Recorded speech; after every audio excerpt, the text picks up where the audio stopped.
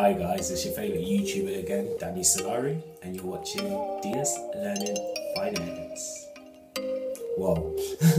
Now today's episode is about the tax man, about the 4 main ways in which people who invest in the stock market, who invest in commodities, who invest in bonds, who invest in forex, just be in companies. It's the 4 main ways in which investors are taxed on their investment. But yeah, I've done a lot of research and I think you guys are know, but get the tea ready, put on the kettle, you know,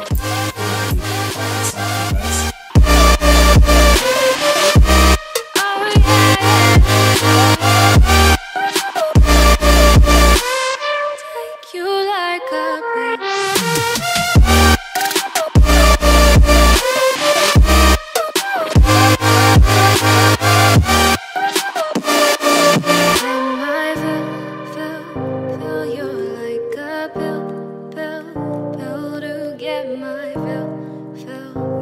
Now, one of the main ways in which investors are taxed on their investments or taxed on money that they receive is from inheritance tax.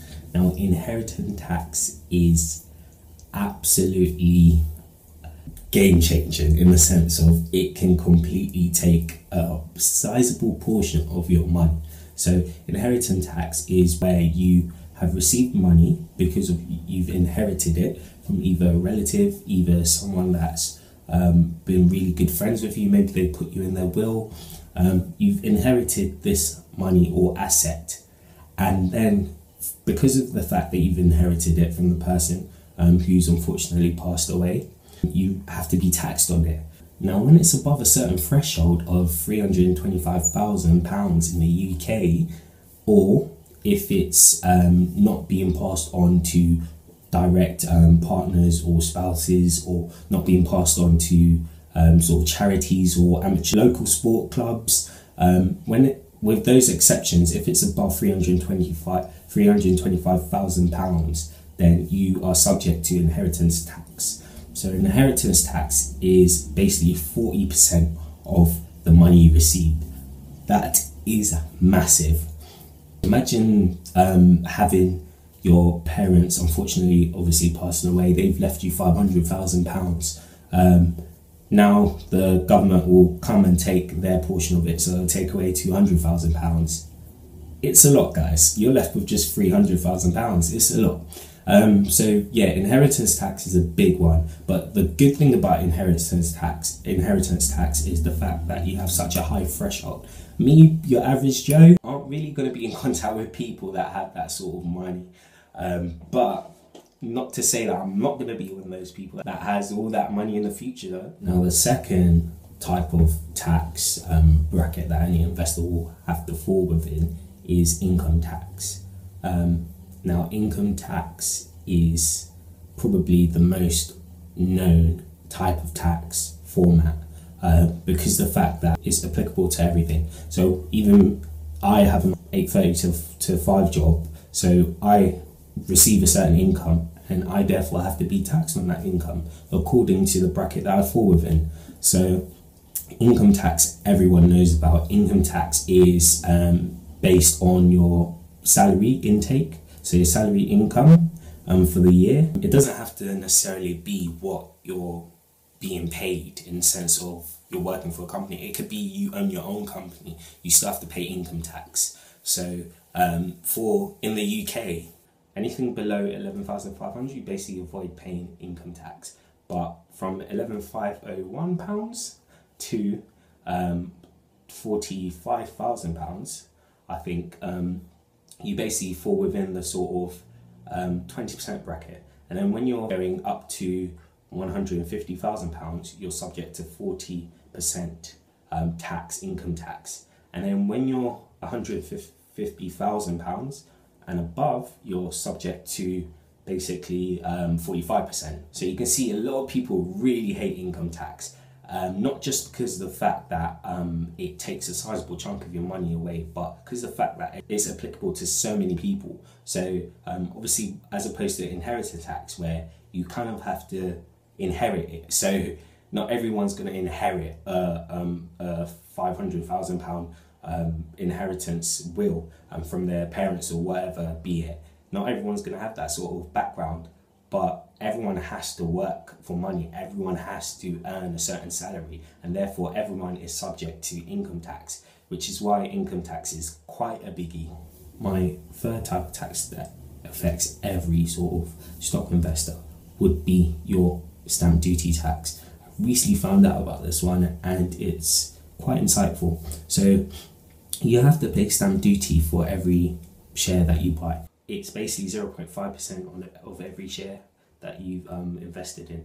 So say you bought £100 worth of shares, you would therefore have to pay 0.5% of that £100. So you therefore have to pay effectively 50p on top. So £100 and 50p. That's how much you would have to pay. It may seem like a small amount. Yes, I definitely agree. But when you put it on a longer term perspective, i.e. dividends, i.e. compound interest in, you can see how it really affects your investment. So say for example, ABC stocks have a dividend yield of 1%. So I've invested £100, I therefore get back £1. Now, when you initially take the £1 back, you see, okay, yeah, that's quite decent. But then that's without stamp duty. So if you now apply stamp duty for it, you will see that you're only really left with 50p profit. And that's quite a big chunk. So it's, in that case, it would be a sort of 1-to-1 ratio in terms of your dividend as opposed to your tax that you get. So then you start to think, is it actually worthwhile investing in this? But that's why you have to make sure that you make the right decisions. That's why you have to go for a company that really gives out a good dividend yield and is progressively increasing their dividend yield. But with that said, stamp duty is one to watch out for, guys. Now, my final type of tax that catches a lot of investors out is, or every investor out, is capital gains tax. Some people call it CGT. If you want to remix on it, that's, you think of the name, they call it. But yeah, that's basically where you get taxed on the profit that you get. So say for example, I've bought ABC stocks for £100. Cool. And now I want to sell it 10 years down the line, it's worth £200. So I've obviously doubled my initial investment. Now that difference, which is the £200 minus the £100, which equals £100, I would get taxed on that profit.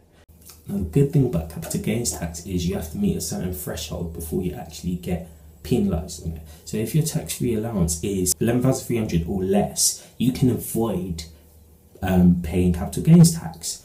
If you're investing in trusts, then it would be much lower. It would be £5,650. Then you can avoid paying capital gains on that. But nonetheless, you can still avoid it if you're below that certain threshold, which means it gives you an opportunity to sort of start up and get running, get the momentum going, and then have to pay that sort of tax, capital gains tax on it. But all in all, guys, it's important to know that you have to pay tax. It's illegal to avoid tax if you have avoided it illegally. Tax is a mandatory thing. You have to pay tax. With that said, there are some tax evasive techniques which are legal, which are deemed legal. For example, I'm going to start my Heuse investment where I can basically invest up to £20,000 and not have to pay capital gains tax and not have to pay income tax on that. That's the benefit of having an Heuse. It's the sort of invisible glove, as people like to call it. So it's invisible to the capital gains CGT, it's invisible to the income tax, whereas it's still subject to the stamp duty. You still have to pay stamp duty, you still have to pay inheritance tax if you were given that opportunity. But nonetheless, it gives you more opportunity to sort of compound interest, gives you more opportunity in the long run in terms of building your profit and then gathering, then going along with it. But with that said, Heuse, I would definitely recommend Heuse for beginner investors with a small amount of money, because when you're starting off in the beginning, you're not gonna want to be taking risks. You're gonna want to be cautious, be taking a little bit of steps. And what better way to do it with Heuse that minimize tax, so therefore minimize your outgoings. And if you were to flip it the other way around, where you didn't invest in ISA, you would have to be paying tax on CGT. You would have to be paying tax on income. Doesn't make sense, guys. Go with the ISA. And then hopefully in the future, when you do get above that 20,000 threshold, it's good because it means you're doing better. It means you're being successful with your investment. And that's the end of my video, guys. I know you did like it, but yeah, don't worry, there's more coming. I'm gonna obviously be doing weekly videos. I'm too consistent for you guys. I know I'm too consistent. But yeah, if you did like the video, you felt like you could relate, you felt like I'm the man to go to when it comes to learning about investments or being inspired, then hit the like, subscribe and share button. LSS DS Learning Finance. Whoa, bye.